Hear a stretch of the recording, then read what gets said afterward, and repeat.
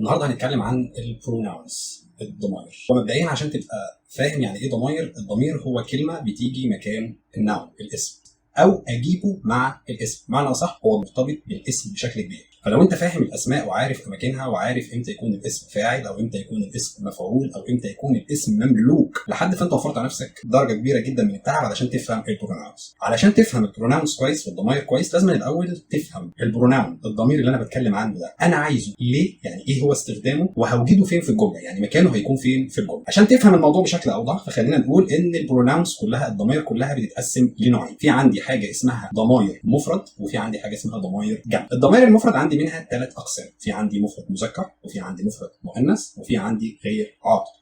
الجمع عندي 4 انواع، في جمع بيكون مع الاي وفي جمع بيكون مع اليو، في جمع ما فيهوش اي ما فيهوش يو، وفي جمع غير عاقل. خلينا نفهم ايه هي الضمائر المفرد وايه هي الضمائر الجمع.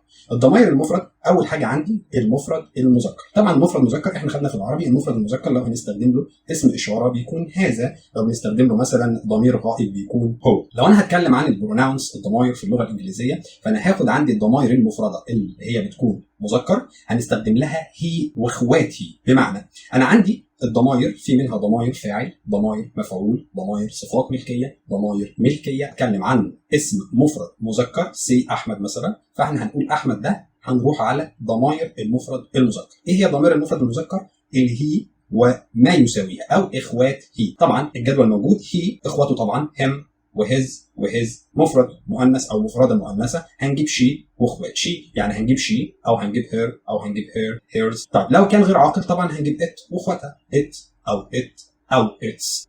تمام، طبعا مفيش ملكيه لغير العاقل. طب بالنسبه للضمائر الجمع في عندي 4 انواع، في ضمائر جمعها بيكون مع الاي، في ضمائر جمعها بيكون مع اليو، في ضمائر ما بيكونش فيها جمع للاي او اليو او ما بيكونش عندي عاقل بيكون غير عاقل. نفهم واحده واحده. لو انت عايز تقول مثلا احمد وانا او انا واحمد فانت هنا بتتكلم عن جمع. طبعا اللغه الانجليزيه ما فيهاش مثنى، هو مفرد وجمع. فلو انت هتقول احمد وانا او انا واحمد فانت هنا بتتكلم عن جمع. في الحاله دي انت قدام جمع فيه اي اللي هو انا، هنا هتختار وي او اخواتها، بمعنى هاخد وي او هاخد اس او هاخد اور او هاخد اور. طيب لو كان الجمع اللي عندي ما فيهوش اي، يعني كان الجمع اللي عندي فيه يو، يعني مثلا هنقول احمد اند يو او يو اند احمد، هنا في الحاله ديت مش هجيب وي، امال هجيب يو. طب يو هنا بمعنى ايه؟ بمعنى انتم او انتما. انا هجيب جمع مع يو هجيب محله يو، طبعا يو او اخواتها، يو او يو او يور او يورز.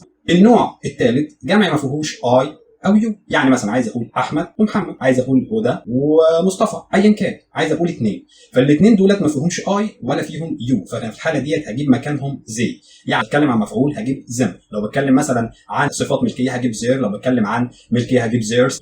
في النوع الرابع عندي اللي هو الجمع الغير عاقل.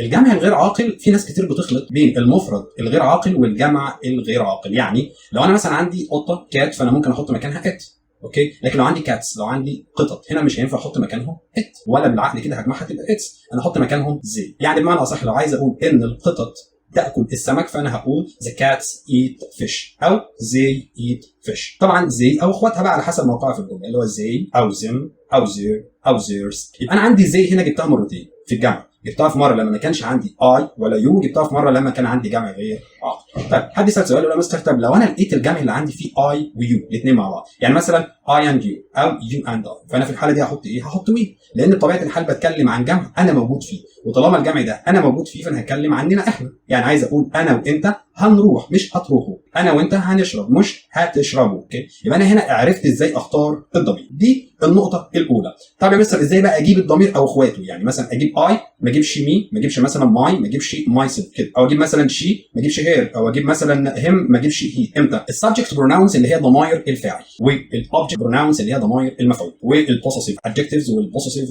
كل الضمائر ديت لهم حلقه خاصه بكل نوع فيهم. انا النهارده جاي علشان بس اقول لك ازاي تختار الضمير اللي انت عايزه بدون ما تخلط بين الضمائر وبعضها.